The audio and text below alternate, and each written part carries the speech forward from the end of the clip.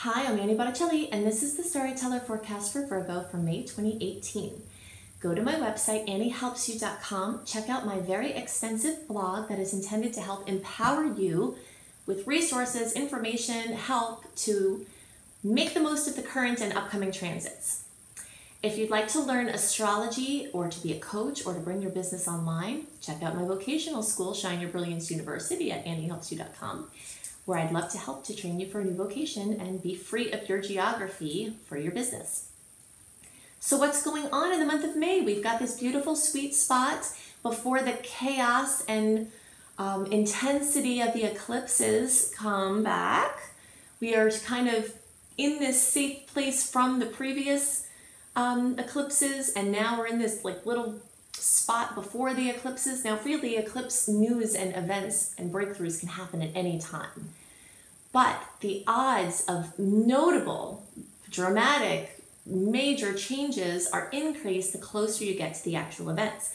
So we have 2 eclipses in July, 1 in August, and you'll definitely be feeling those in June and September, and possibly even at the end of May. But in general, May is this little bubble where we're free of Mercury retrograde shadow transit that ends May 4th. We're free of Mars retrograde that starts on June 26th, but we do have the shadow starting, getting stronger. So it's this amazing little bubble where we can do a lot of new things. It's kind of a coming up for air, as I'll describe more later. But we can also carry through things that we were doing. The theme for Virgos this month is owning your light. You are a powerful force of God essence, and it's time for you to own that. It's time for you to bring the critical nature of your being into alignment with the light. Okay, so there are many ways that your critical eye, your critical way of seeing things can add light into the world. And one example of this from one of my favorite Virgos is through comedy. Okay, so comedy takes things where we're taking a critical eye towards something and bringing laughter and fun and expansion around it. So there are ways that each individual can take that critical nature and apply it to this ownership of infinite power that is running through you. So this is a time where you're awakening more to your purpose. You're awakening more to the gifts that you have, that you've been given to serve, that maybe you've been using, but it's easy to fall into a way of serving in a way that society thinks that you should serve, like your typical ways, you know, feeding basic needs, doing basic things. There could be another exalted version of that through teaching, through song, through spiritual teaching, through music, where it's not only focused on like the Mother Teresa placements, which I also call Virgo, which is the feeding and housing and clothing. And you can still focus energy there, but there's this budding opening of this simultaneous spiritual energy that wants to come forth. You know, there's a friend of mine, Christopher Lane, who unfortunately has passed away, but he created this movement called Poetry is Necessary. And in Sedona, where I lived for a long time, full-time, now I'm only there part-time, there's, he had these bumper stickers that said Poetry is Necessary. And this is energy that I'm seeing for Virgo, where these things that certain people don't think are practical, society may not think is practical, where it's really, you're seeing, waking up to the necessity of this, even bringing these things. Let's say, I know so many people who are Virgos who are caretakers of other people, either as their work, like they get paid to do that, or they help their friends, you know, they're just kind of, it's just their natural way.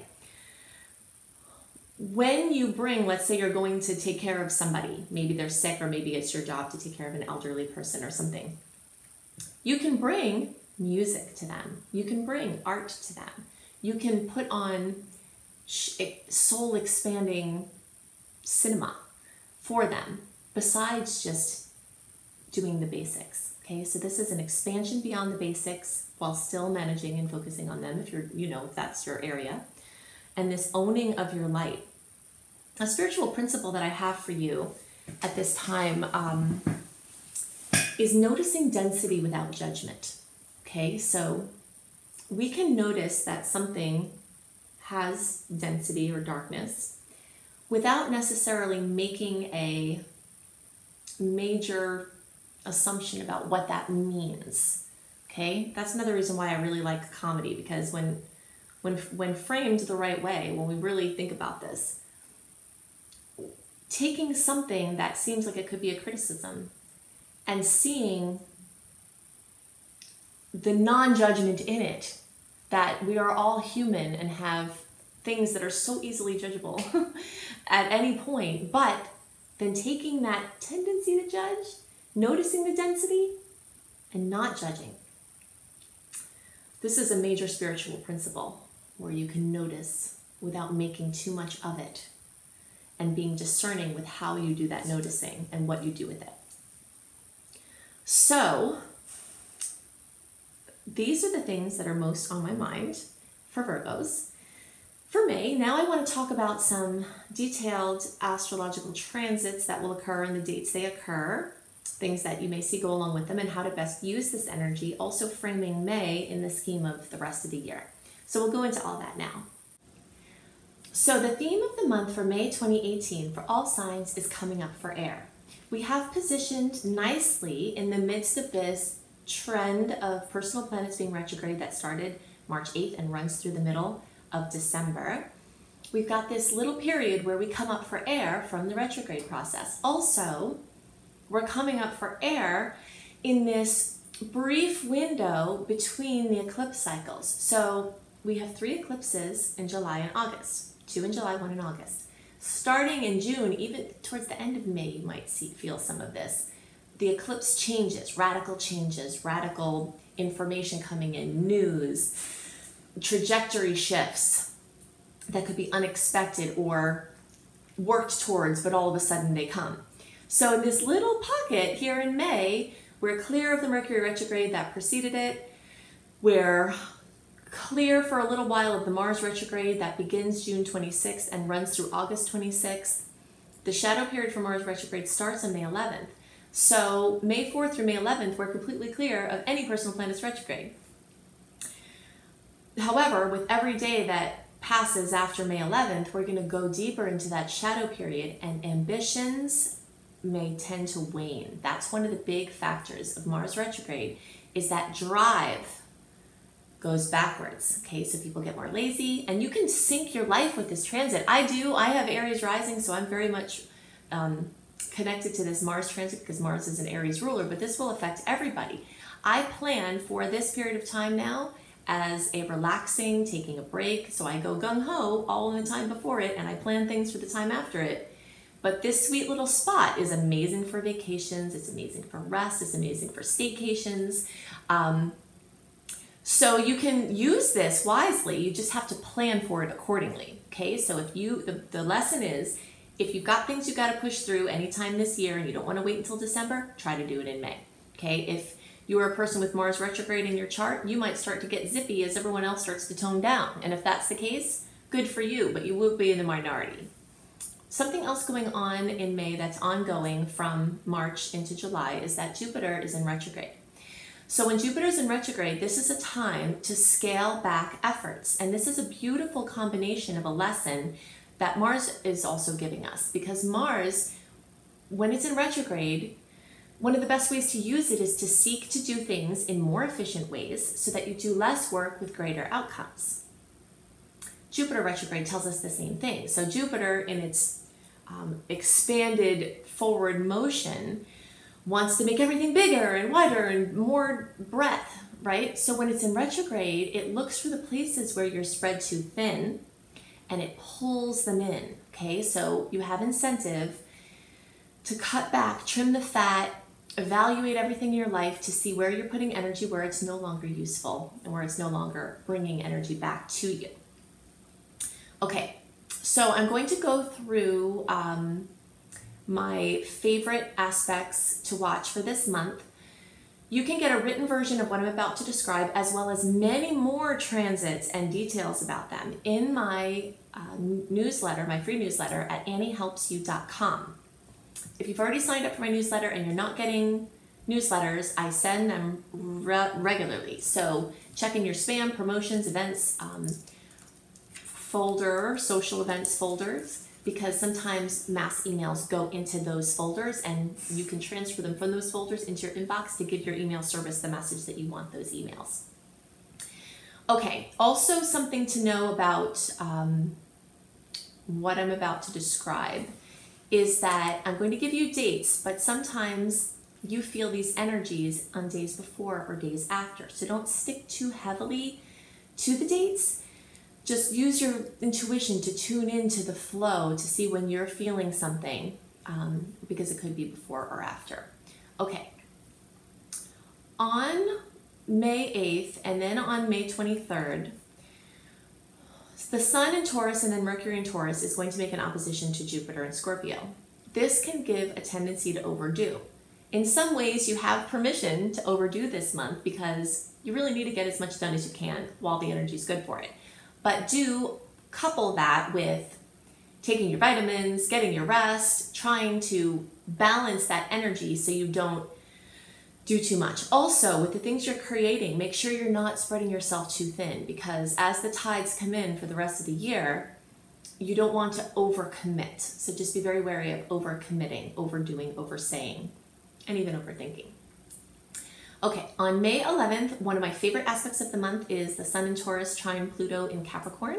This is an amazing aspect for getting things done. If you have to plan launch dates, anything like that, important things around this day are very powerfully supported. In the middle of the month, we have a series of aspects that are all piled on top of one another and are each intense in their own right. Okay, so look out for a lot of energy and events in the middle of the month. We've got the new moon in Taurus at 24 degrees of Taurus. That's time for your new moon wishes. You can check out my website. If you go to anniehelpsyou.com, click on blog, click on astrology. The maximizing new moon in Taurus power period is on there. Okay, so you want to maximize those wishes. You can see more about that on that blog. A very big event that's happening at this time is Uranus is moving into the sign of Taurus. This has been in the making for 7 years or so. It takes about 7 years for Uranus to move through a sign. The last time Uranus was in Taurus was between 1935 and 1942. I won't list some of the pretty crazy and intense world events that happened at that time, but most of you know what happened at that time. It was very transformative and eventful series of time. And so we are in for many changes, maybe not exactly the same kind of things, but a lot of change. Something that also happened that's lesser known during the periods of time of 1935 to 1942 that we are set for in the next coming 7 years was and now is a rapid increase in technological advancement, including going to things in outer space, space exploration, anything with technology, anything with forward movement and planning. Also massive developments in mathematics, physics, any of the sciences and maths, medicine. There were major and technology of any kind. So there was massive expansion during that time. So we are set for this massive expansion. And it could be that you are part of this process. So if you have really good ideas, this is a period of time where you might create something that could be life-changing for yourself and other people. So definitely follow those nudges, because intuitive insight for advancement will be very much expanded during this transit. Okay, so we've got between the 15th and 16th, Mars in Aquarius, also squaring Uranus in this new placement of Taurus. So there could be, we've experienced this, like I said, the energy of Uranus and Taurus before, but we've also experienced this aspect of Mars in squaring Uranus before. So between May 12th and May 19th is when we really feel this aspect. The first May 10th is where it really might start. The second pass is going to be between July 28th and August 6th of 2018. And then the third and final aspect of this will be September 17th through 22nd of 2018. Okay, so this can bring solar flares and their natural counterparts, which are volatility and aggression, also drastic and dramatic weather changes and events. Uranus and Taurus can also bring those things. So if you are a person, well, I mean, really, nobody is safe from these, you know, these dramatic weather and climate events. But if you are in a situation where you're more prone to these problems, then just take extra caution, be extra aware, and follow your intuition. If something is telling you not to be in a certain place at a certain time, to sell somewhere, to buy somewhere, etc. Because these energies with these dates I just outlined will be flared, and then also this will be a theme getting stronger for the next 7 years. My next favorite date of the month is May 18th. The first was the 11th. The 18th has Mercury in Taurus making a trine to Saturn in Capricorn. So this is another great day, time, or period of time to get things done. You'll have to dance around these other energies that I just talked about because they will be pretty intense. And they may not be the best for trying to do important things, but you just have to tune into your intuition and follow the flow. Okay, so even though on May 18th, we will be in the Mars shadow period, if you're feeling froggy, jump. That's the lesson this time. Anything that you feel really drawn to do in May, get it done because ambitions are likely to wane. The second to last notable event that I want to talk about is on May 25th, and this is Jupiter in Scorpio trining Neptune in Pisces. So this is a lineup of heavy hitter outer planets. When we have outer planets that connect, it always spans a longer, the span of influence is longer than these other planets that are quicker moving. So we first experienced this in December 2017, and this is the second aspect. So this aspect can bring optimism and generosity. It can also bring major spiritual breakthroughs. I really love this aspect for combining idealism and material success. So we could say the lesson of this transit would be that financial success and spirituality can coincide. Okay, this is a big lesson for many people here doing healing work, is thinking that they can't be materially cared for or have material ambitions while also being spiritual. And so this transit is helping us to blend those two. On May 29th, we have the full moon in Sagittarius. Mercury also enters Gemini, so this is amazing for travel, expansion, communication. This whole month is amazing for travel. And with the full moon in Sag and the planets in Gemini, people are going to want to move. They're going to be really restless. So this is one of my favorite months for travel. You do have to watch out, especially at the middle of the month, for some things. Also, if you're a traveler and you're going to be traveling during May, definitely go to my new travel website, Astrology Kissed Travel Bliss, and check out my monthly astrology travel reports because I go into more details about aspects that can be specifically related to travel and also other inspiration and fun things there. Okay, so this last aspect on the 29th can bring anything with Sagittarius to drama or fruition. Okay, so publishing, teaching, learning, completing an education, getting ready to start an education because you've completed a certain phase in your life, writing, speaking, anything with religious or spiritual pursuits, churches, and like I said, travel. So many people will have a very blessed, wonderful travel opportunity, even if it's for short distance, could turn out to be for long distance around this period of time. So these are the things I have most on my mind for May 2018. I have a longer list of aspects to look out for when you sign up for my newsletter, AnnieHelpsYou.com. And I give them to you a month early. Also, if you'd like a written version of horoscopes, not necessarily talking about things that I talk about in your personal videos, then go to cozybysweetstarlight.com. That is my lifestyle website that is also kissed by astrology with these horoscopes. So I love to give you massive amounts of resources to work with these transits. Okay, so you've got the newsletter, Annie Helps You. You've got Astrology Kiss Travel Bliss for your travel reports and other travel information. You've got Cozy by Sweet Starlight for your horoscopes. And then also check out my blog on Mars Retrograde and my video on Mars Retrograde and my blog on how best to use the time when planets are in retrograde.